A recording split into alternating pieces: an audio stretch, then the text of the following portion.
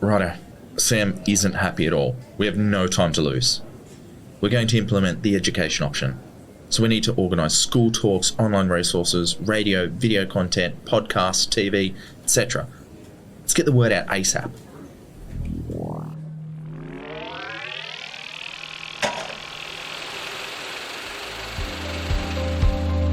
My name's Tyron DeCowie. I'm the Natural Areas Conservation Officer for Sunshine Coast Council. They're noisy, they're smelly, and we worry that they carry disease. They're also a valuable and protected native species. The health of our forest is very much dependent on flying fox activity at night. Over 600 other species of plants and animals in Australia rely on flying foxes for survival. Welcome to the Bat Channel. Stick with me and I'll introduce you to some of the Sunshine Coast's battiest residents, how they keep our forests healthy and mozzie numbers down. The important factor in this project is that we're doing it in our local area, and so we're actually going to find out localised results with information that can be applied directly to the way that council manages flying foxes. And we hope that projects like this can help make it easier for our community to coexist with this incredibly important native species.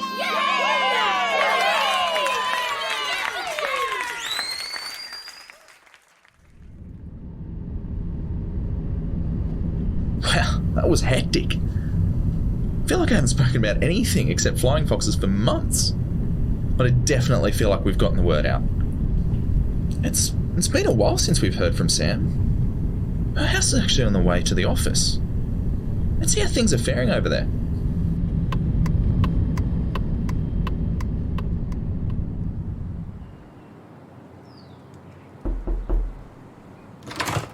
Oh, hey, I'm so happy you're both here. Hey Sam, how's it going? It's been a while. Yeah, look, I've had time to think about everything and I wanted to apologise with how I reacted. It wasn't really towards you two. I was just really upset at the situation. I've been reading the resources you sent through and I actually heard you on the radio the other day.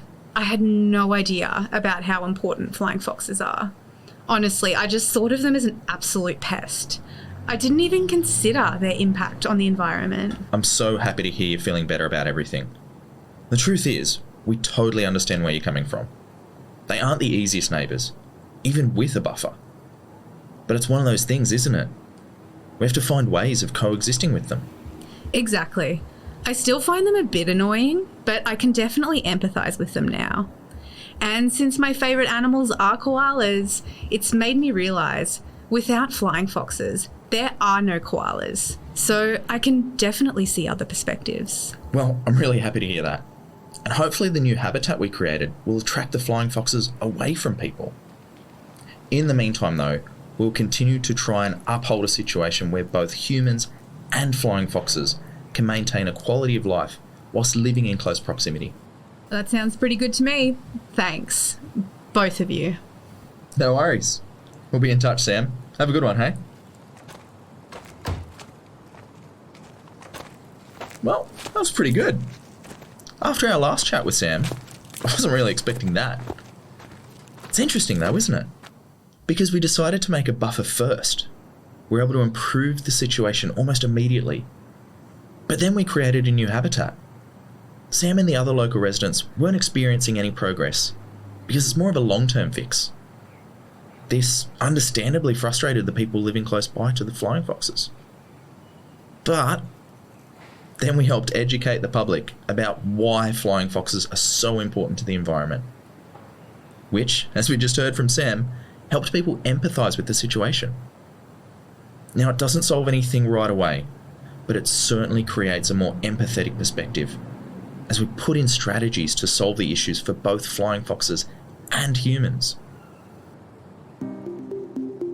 Well, that all seems pretty good. Perhaps next time we could have done things a little differently. Maybe after making a buffer between humans and flying foxes, which improves the situation almost instantly, we could do some education.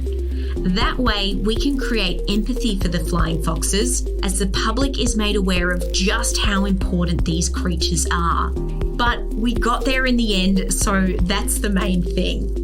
Now, let's go to episode 14.